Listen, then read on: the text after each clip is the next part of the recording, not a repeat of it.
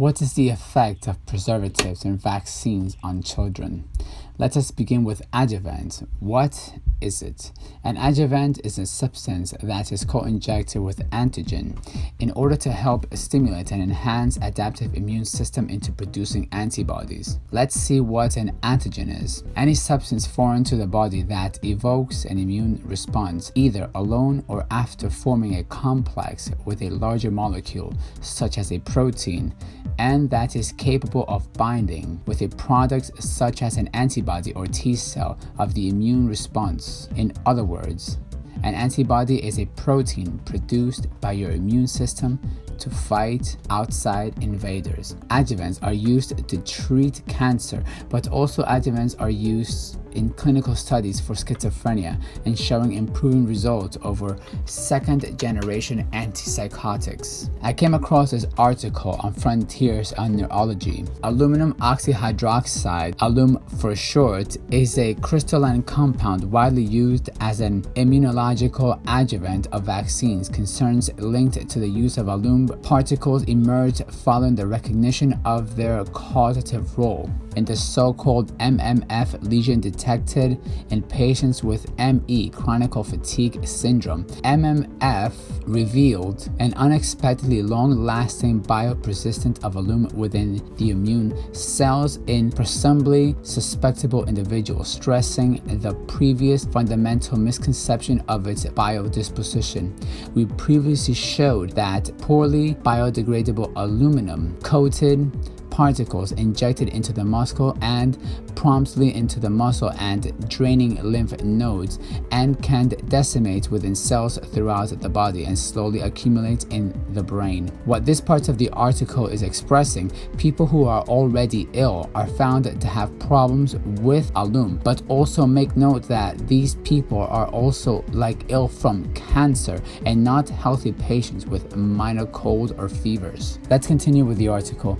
This strongly suggests for people who are terminally ill, long-term adjuvant biopersistence within the cells is a prerequisite for slow brain translation and delayed neurotoxicity, and understanding of basic mechanics of particles. Biopersistence and brain translation represent a major health challenge since it could help to define factors to develop chronic neurotoxic damage. In the latter part of the article is just a whole bunch of scientific words and lots of maybes and suggestions, but nothing factual.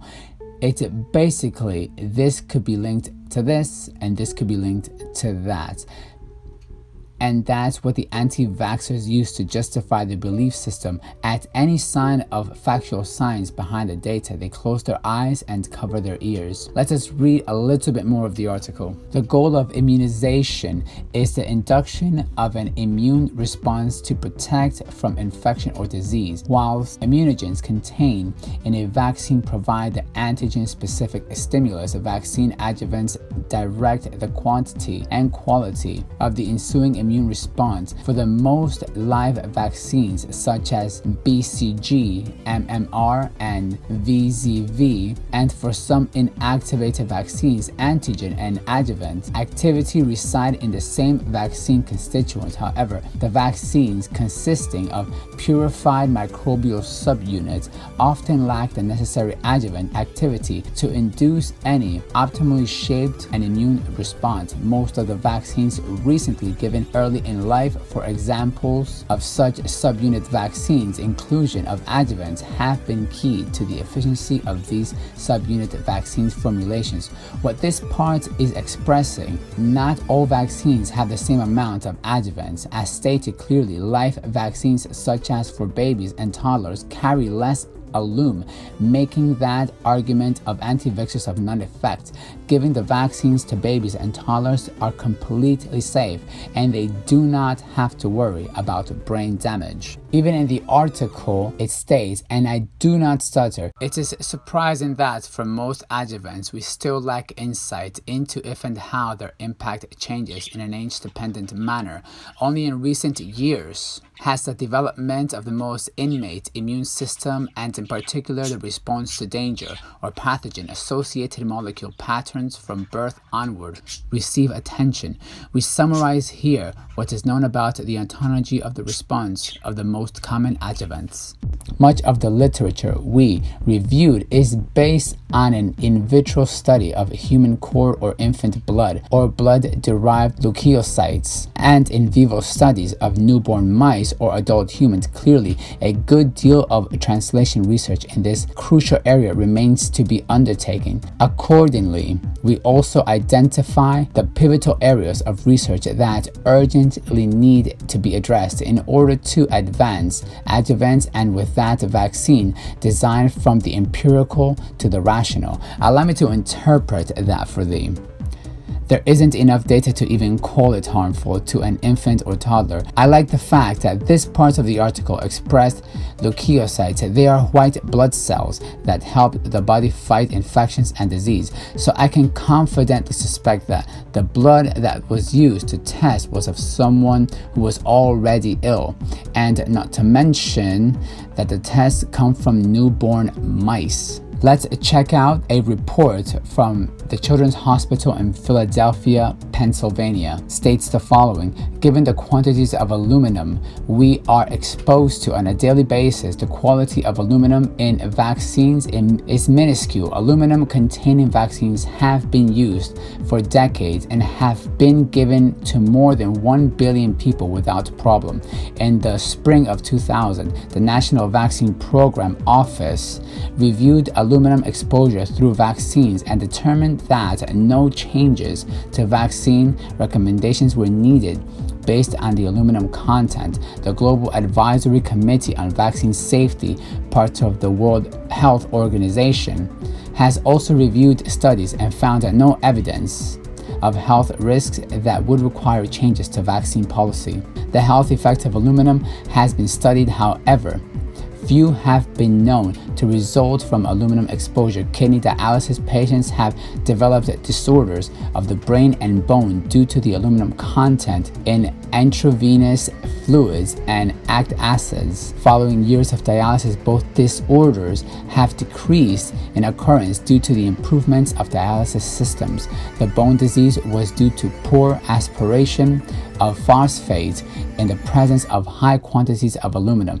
Children taking large amounts of aluminum-based medications have also been found to suffer from this bone disorder. It has been suggested that some diseases involving the brain, such as Alzheimer's disease, are caused by aluminum in the brain tissue. However, studies have not consistently found increased levels of aluminum, leading to some hypothesize that aluminum accumulation may be the result of tissue damage rather than the cause of disease. Paul A. Offit is a doctor at the Children's Hospital in Pennsylvania, Philadelphia, who wrote the article. Gene Allergy Clin states they identified 2 studies refuting the claim for autoimmune and autoinflammatory syndrome induced by adjuvants. In one study, lupus patients were found to have no increase in exacerbation after receiving a hepatitis B vaccine containing an aluminum adjuvant. A second study evaluated the incidence of autoimmune disease in more than 18,000 patients who received substantious allergen-specific immune therapy containing large quantities of injected aluminum. Patients receiving injected aluminum were found to have lower incidence of autoimmune disease compared with controls. The author concluded that current studies do not support the existence of ASIA. Anyone has access to all this information, just Google it, and that's all that I have for everyone. I hope you learned something. My name is Paul Offit. I'm talking to you today from the Vaccine Education Center here at the Children's Hospital of Philadelphia. You know, parents are always concerned about not only sort of the active ingredients, if you will, about vaccines, but other things that are in vaccines. And one of the things that people call me about or question me about is aluminum. And aluminum salts are in several vaccines. They're in vaccines acting as adjuvants. And what an adjuvant does is it allows you to give fewer doses of vaccine and also to give lesser quantities of the active ingredient in a vaccine. That's the purpose of adjuvants. That's why aluminum salts are in vaccines and have been in vaccines since the 1930s. The question is it safe? Is aluminum safe? And the answer is yes, it's safe. at the levels contained in vaccines, it's absolutely safe. Is it possible that one can get enough aluminum? And aluminum is a light metal, arguably the most common light metal in the Earth's crust. Is it possible to get enough aluminum to hurt you? The answer to that question is yes, but not by vaccines. I mean, usually when you see aluminum toxicity, and aluminum at very high levels can affect the brain, and it can also affect the bone marrow, causing anemia. When you see that, it's usually in people who are hospitalized, who have kidneys that either don't work well or don't work at all, who are getting large quantities of aluminum in things like antacids or in their intravenous parenteral nutrition. So it's really only in very rare settings in which you see aluminum toxicity. It's invariably in a hospitalized patient. So the level of aluminum contained in vaccines, however, is trivial. And you frankly ingest much more aluminum either in the water that you drink or anything made from water on this planet. And many of the foods that we contain quantities of aluminum far greater than you're ever going to get in vaccines. So I think parents can be reassured that the trace quantities of aluminum in vaccines can't possibly do harm.